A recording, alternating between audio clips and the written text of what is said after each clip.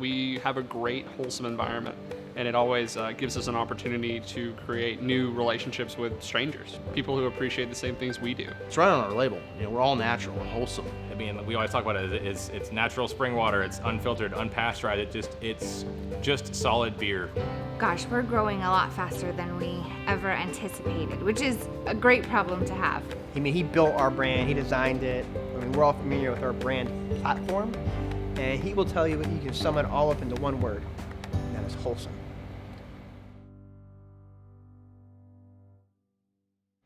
I looked at all this as blueprints and decided where the vessels would go, designed this bar. I was there before we had funding. Yeah, I watched this as a slab rise from the ground.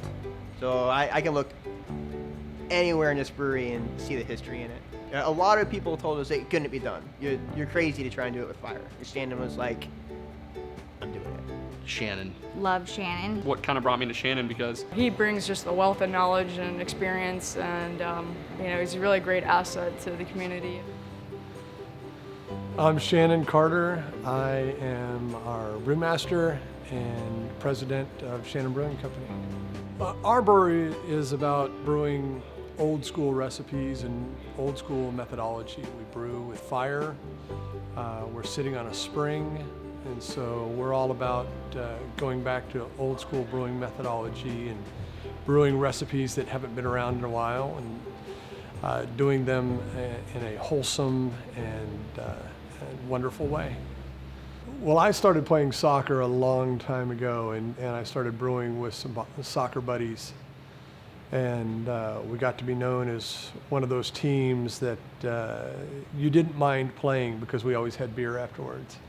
When my dad found out that I enjoyed brewing, and he started enjoying my brewing efforts, he gave me some notes from my great-grandfather. And in those notes, I found some notes from my great-grandfather about a brewing system he built in Ireland. It caught my attention several years later when I started building a system, because he mentioned building a cart he would move from underneath his kettle back out, and I realized that what he was doing is a step temperature mash. And it just really sparked my imagination, and I wanted to know more about brewing with fire. And so from that day forward, it's all I've pursued. To our knowledge, it's the only fire-brewed brew house in the United States. We can't find another one that's both fired in the mash tun and the boil kettle. So we fire in the mash tun, we step temperature mash in there, which is pretty old school. Well, we still step temperature mash at least 2 hours. At different temperatures, you unlock different sugars, starches, you activate enzymes, you deactivate enzymes. It just makes for a more complex beer, at least in our humble opinion. So using fire, we have to try not to scorch the wort. So we're constantly moving it. And then from there forward, it's pretty similar, at least in the manufacture of wort.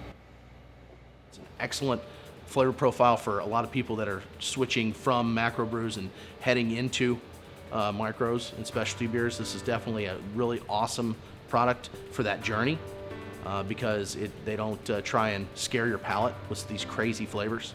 We're just trying to make sure that our brews are consistent from batch to batch, because if they're consistent from batch to batch, then you as a customer will have no change in your flavor profile. The beer you get today will be the same beer, tomorrow, and then you'll always come back, right? One of those things where we have a ton of good beer, so it's why not try everything? And also, the hard part is I like everything, so it's okay, what am I in the mood for right now? Do I want the cream ale, and then do I want to have a red? Do I want something a little bit sweeter? Or do I go back to the chocolate stout because I want something heavier and dark? It's a hard choice.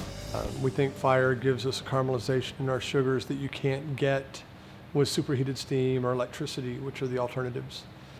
We decided to build the brewery in Keller because of Samantha Springs. Samantha Springs is a natural spring. It's located about a half-mile north of the brewery. We looked at locations in Euless and downtown, and we'd have had to have the water trucked to us, and they'd have had to treat it with fluoride and chlorine, and then we'd have had to turn around and take it right out. So like all the old school breweries, Guinness on the St. James, Newcastle on the River Tyne, everyone brewed to their water source. Beer's 95% water, and so brewing with this magnificent spring water is a pretty good place to start. We really participate in community events. Keep it in Keller is a motto that we always use. You know, if we can get it from Keller, we're going to. Community's super important to us. They do a really good job of participating in military functions. They've done a lot of events like that. They helped raise a bunch of money for a wounded warrior. We're very much grounded in the local community. Most of us live in the area as well, so we take pride in giving back to the community. We work with the Lions Club a lot, and through those contacts, we develop a much, I guess, more wholesome way of doing business and foster much better relationships with the local community. Keller's been great to us. The community's been great. They've been very accepting from the people of Keller to the city government.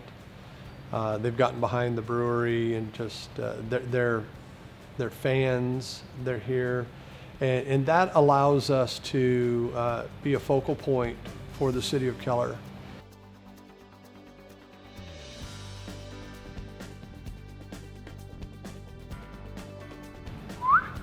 Arlo, come here.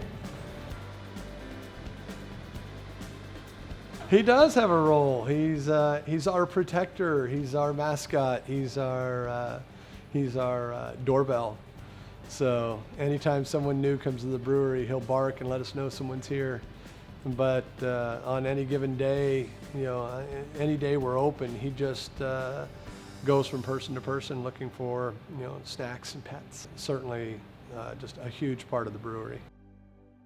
Right now we're at a crossroads, and I can't tell you which one looks more attractive, but there's definitely more growth in the future for us. Do we get picked up and be distributed by a large distributor across the Metroplex and beyond to other distributors? Or do we continue this self-distribution model?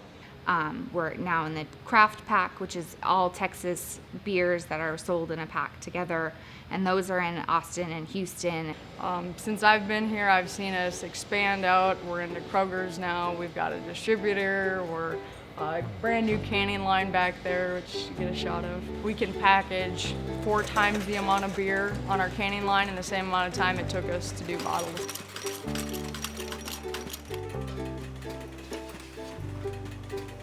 How do we want to grow? We want to grow organically.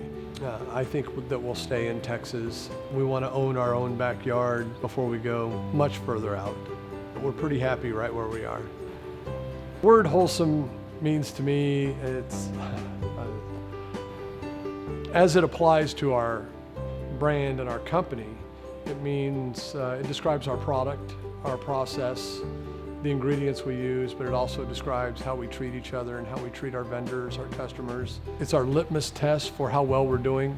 We ask ourselves every day, what's the wholesome thing to do, whether it's brewing or treating someone with respect, and how we would want to be treated. And so it's our golden rule.